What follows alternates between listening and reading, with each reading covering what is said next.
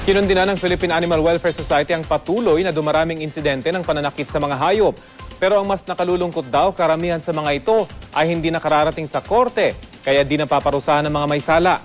Balitang hatid ni Trisha Zafra. Malalim ang sugat na tinamo ng 2 taong gulang na pusang si Pepsi matapos bumao ng nangangalawang napana sa kanyang tagiliran. Nakausap namin ang nagpadala ng litrato sa pamamagitan ng U-Scoop at may-ari ng pusa na si Arlene de Guzman.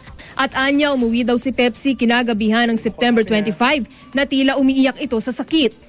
Mahal na mahal namin to kasi laking pakinabang sa bahay.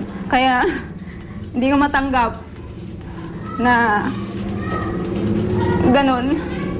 Kasi mahal na mahal namin to. Kasi nga to, sabi ko nga parang anak ko na to eh. May 2 daw nakasaksi na hawak-hawak ng isang lalaki ang pusang si Pepsi ilang oras bago mangyari ang insidente. Ang nakita niya dito, hinuli daw po siya sa liig. Tapos parang nga daw siyang mangingisay na.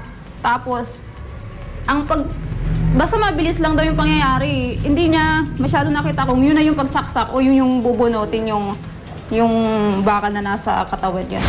Sinubukang hanapin ng GMA News ang mga nakasaksi pero wala ang mga ito sa kanilang tahanan. Pinuntahan namin ang itinuturong suspect pero tumanggi itong magpaunlak ng interview sa harap ng kamera. Kinundina ng Philippine Animal Welfare Society ang patuloy na pagdami ng bilang ng mga inaabusong mga hayop. Pero ang mas nakakalungkot ay bibihira lamang daw dinadala sa korte ang kaso.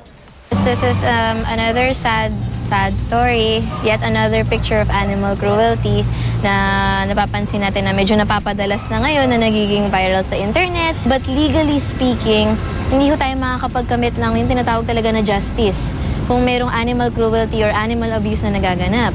So ang pinaka-suggestion natin dito sa POS is talagang magsampa ng kaso sa korte talaga. Pero maaari daw kasuhan ng Republic Act 8485 o Animal Welfare Act ang sinumang mga abuso ng hayop. Sakaling mapatunayan na nagkasala, maaaring makulong ng magmula 6 na buwan hanggang 2 taon at pagbabayari ng multa na nagkakahalaga ng 1,000 hanggang 5,000 piso. Trisha Zafra, GMA News.